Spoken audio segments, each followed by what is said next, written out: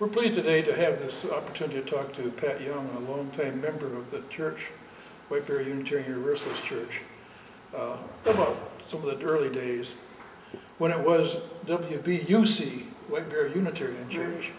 But anyway, well, you and your husband came to White Bear from where? I mean, did you? Actually, we didn't come. Some people came from Unity, but we had neighbors who said there is a little church group in White Bear, and we think you'd like it because you're kind of a liberal person. And one of those, and this is quite a liberal group, and so we'll take you there one Sunday and see. Actually, Tom did not go.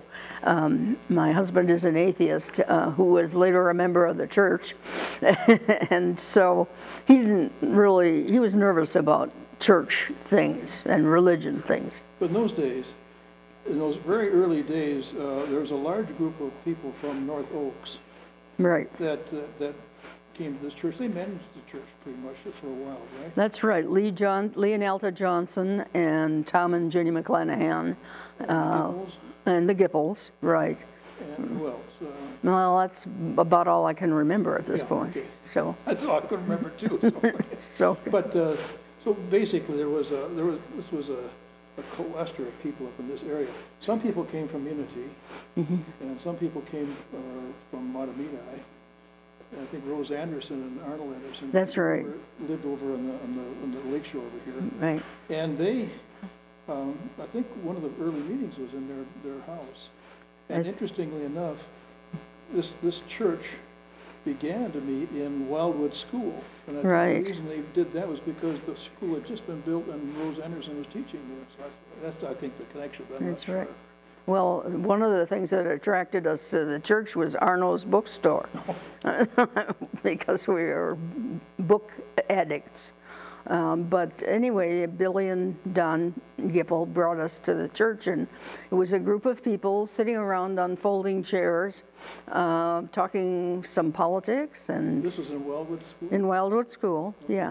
I did not join at that time. I see that I've signed the book in 1965, but I had the temerity to give a sermon in 1960. So that was the basic plan of the.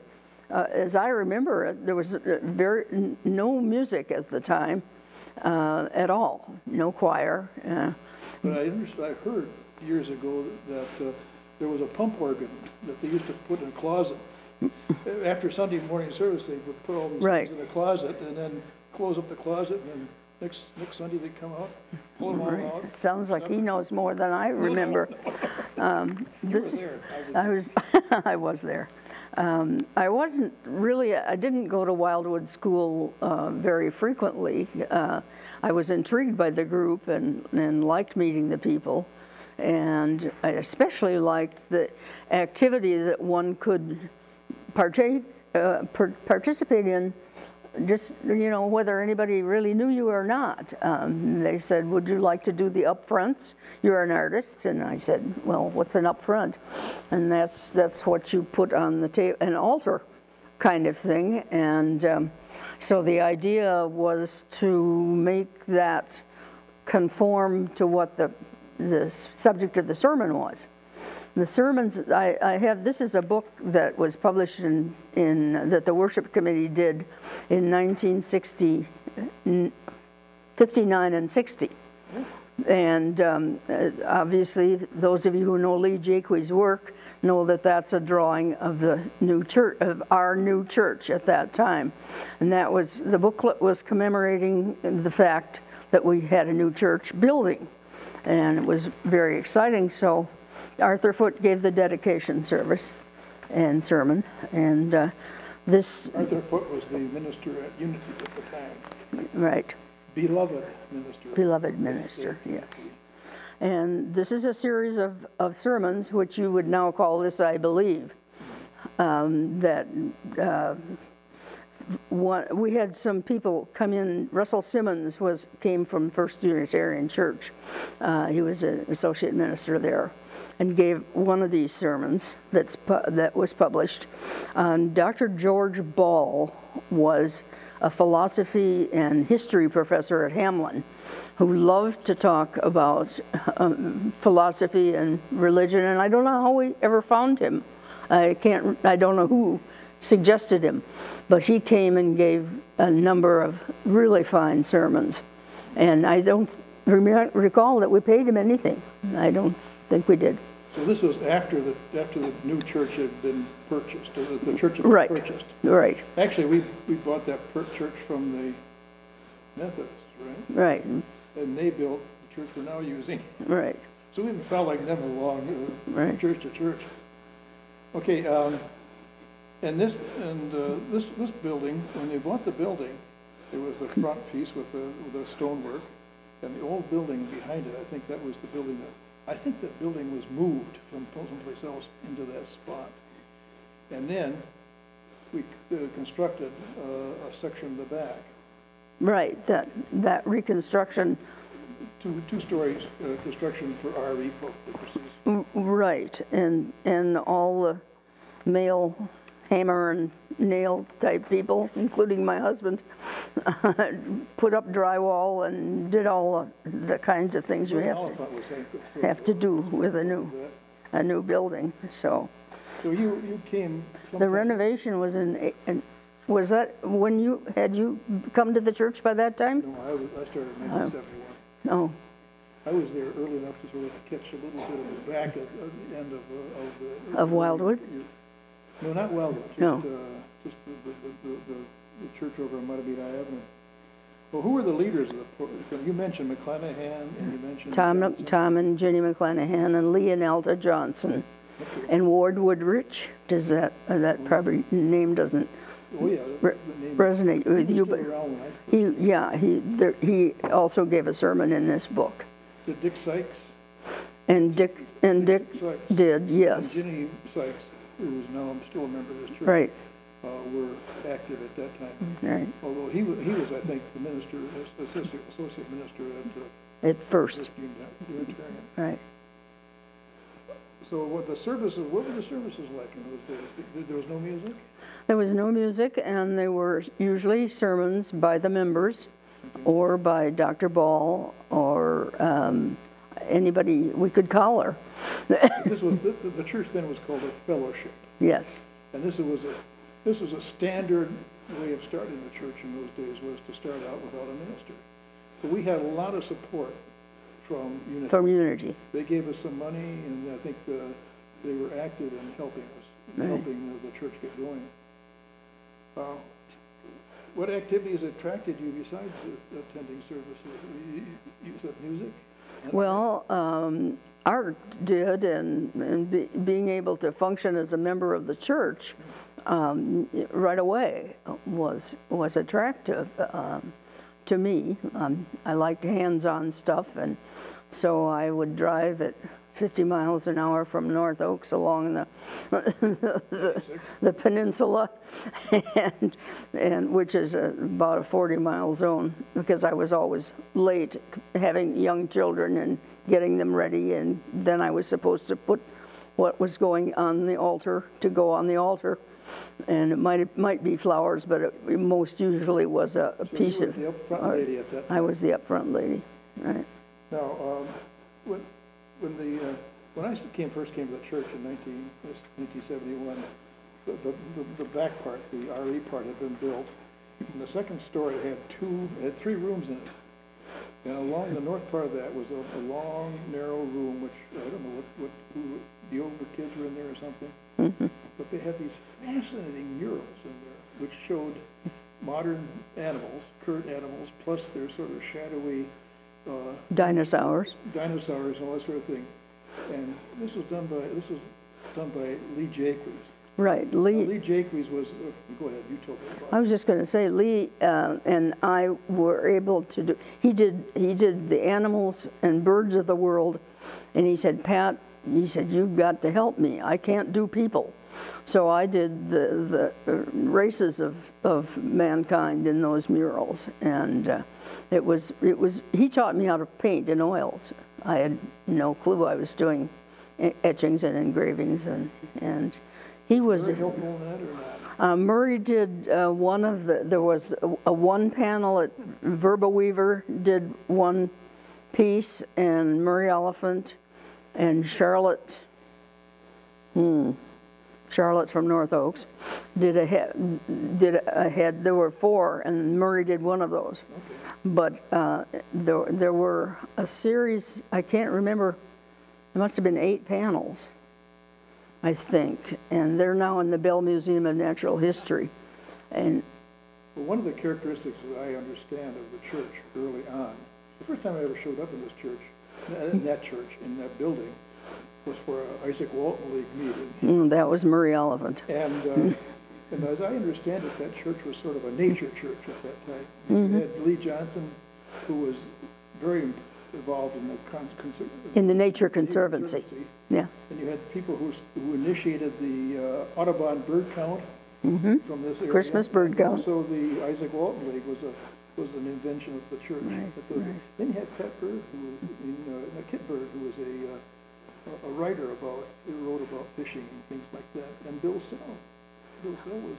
Yeah, Herb Harper. Herb Harper was. There were just a lot of people there who were very interested in outdoors, nature, and that sort of thing. Tell me a little bit about Lee Jacques. Now, Lee Jacques was an artist, and a first-rate artist, and he worked down with the Bell Museum of Natural History and did dioramas down there. But tell us some more about him. Well, he's a fascinating guy. He loved trains, and I'll tell you a little bit more about his what I can't call it, the room in his house that he made a fabulous model train thing. He's used to doing dioramas. He had heard that the Natural History Museum in New York was looking for a diorama artist, and he sent some of his paintings, and they liked them so well. He was totally self-taught, but they liked the painting so well that they hired him as a diorama painter. And he used to get so upset with me because I was so slow in doing the panels, because he said, you know, I'm doing a whole wall here full of geese, and you're still fiddling around. And of course, I had very young children then, and I was not always, I was painting in my living room, so it was sort of chaotic. But Lee was a very handsome, stalwart, upright man who had done a lot of things. I can't remember what else he did besides firing a steam engine, but in his youth. But I saw an exhibit of his, and a lot of the exhibit were these trains coming up along the prairies and things like that. Right. And his wife was, both he and his wife were very involved in the church. Right? They're from the beginning. She was a writer and graduated from Wellesley, and they got together, knew each other for a couple of years, and got married and went for their honeymoon wrote the book Snowshoe Country and Canoe Country up in the Border Lakes. And those were published by the University of Minnesota. And she wrote a history of the first. She wrote a history. 2 yes. decades of the church. Right. A decade and a half of the church history. So they were a great a great couple, and he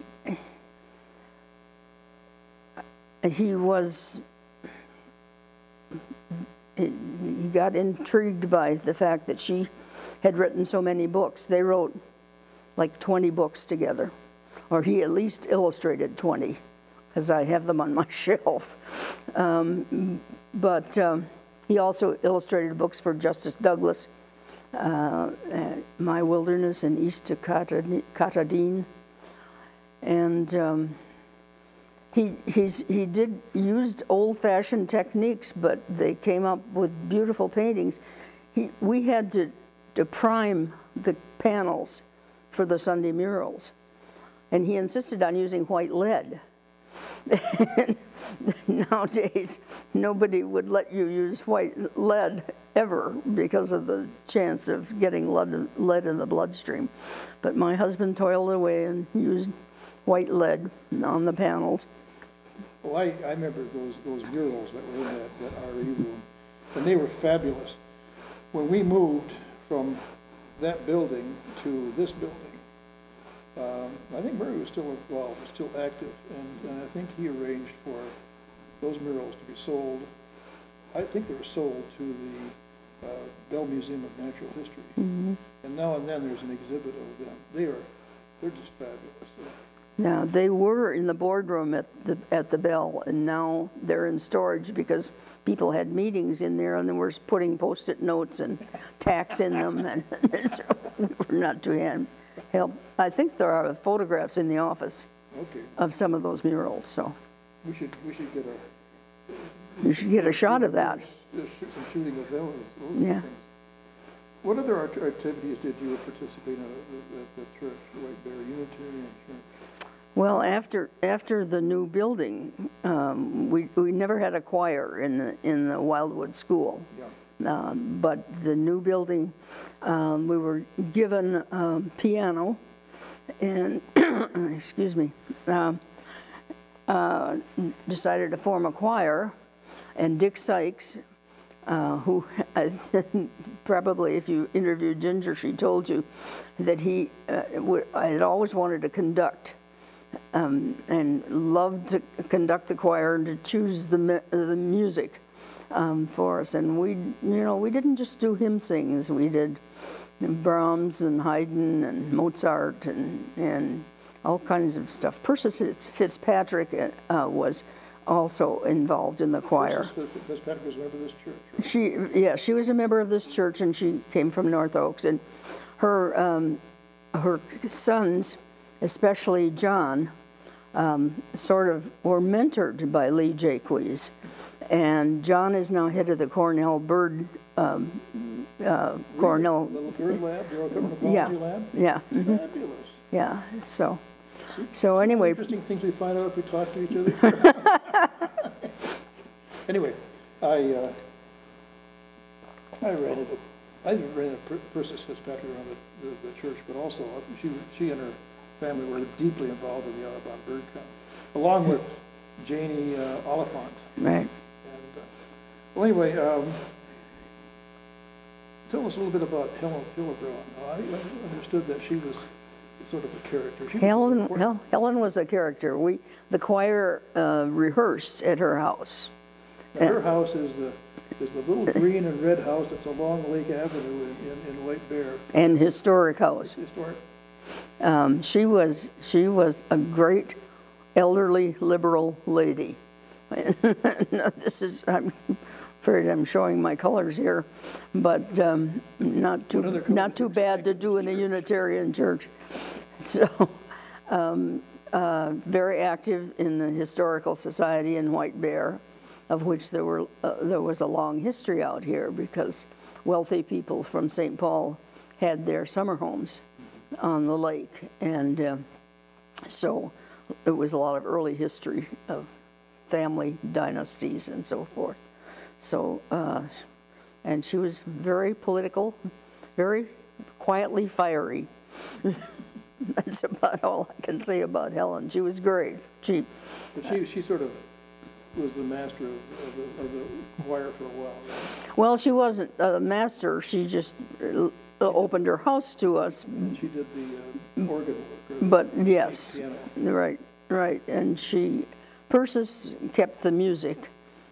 So she was our librarian, Persis Fitzpatrick, and so we enjoyed singing. Oh, Gail Dietz, of course, who now is a member and a lovely voice in the choir, was part of that. And Wentworth Quast, who was a psychologist at the university. Did you ever know Went Quast? No? Okay. My time frames get mixed up, so. Okay, I assume the choir was a big part of it. Was there any other thing that music played? I mean, now we have music Sunday and everything too. Were there other things that happened? There was a concert series at the church for a while. And the reason I remember it is that I went back to something I wrote about Helen Blau, who was president of the church in 1964. And Helen was a really marvelous organizer and was instrumental in starting the North Suburban Council on Civil Rights. And that was in the days when councils on civil rights were really needed in those days. And I remember one time she was especially interested in the housing, in getting people of color to live in the suburbs and people in the suburbs to sell to people of color. And so she found out that, or was contacted by a gentleman, an executive, black executive, who wanted to tour North Oaks. And at that time there was a question as to whether North Oaks might, it was literally a gated community for a while, until those of us upstarts in North Oaks rose up and got rid of the gates. So it was a question as to whether he would be accepted, and the interesting part of it was he drove around and looked at the architecture in North Oaks, and he said, "I'm sorry, I really can't live here." And the architecture is too, I can't remember what term he used, but he said, basically, there is no really good architecture out here. So he refused us instead of us refusing him. But Helen, it was kind of interesting when I looked back and wrote. Helen died young. I think she was about 55 when she died of brain cancer. But in 1964, there were additions to the church building, which you've already commented on. At that time, there were 55 pledging units, and she had to pare the budget down. And so she cut back money for the choir, for our music, and cut back the worship committee, and got enough money for RE equipment, religious education equipment. So that was interesting. She and Dick Sykes were instrumental in legislation for SCAD at the time of the meeting in the civil. That was a state legislation. What is? I can't remember. I just read it from my notes, and I don't remember. Acronyms fly by me. Let's see. So they had budgetary problems in those days. Oh yes. Oh yes. The budget was down probably around $20,000 or something like that. Well, if it was 55 pledging units, you can imagine. What were do you remember any special celebrations during the church year? Not really. Yeah, go ahead. I'll tell you about one. Maybe I'll remember it. When I was in the back room upstairs, there were 3 rooms, and one of them was a storage room. And in the process of cleaning that out one time, I came across this big box, and so I opened it up, and it looked like a lot of rags and sort of things, and what's this?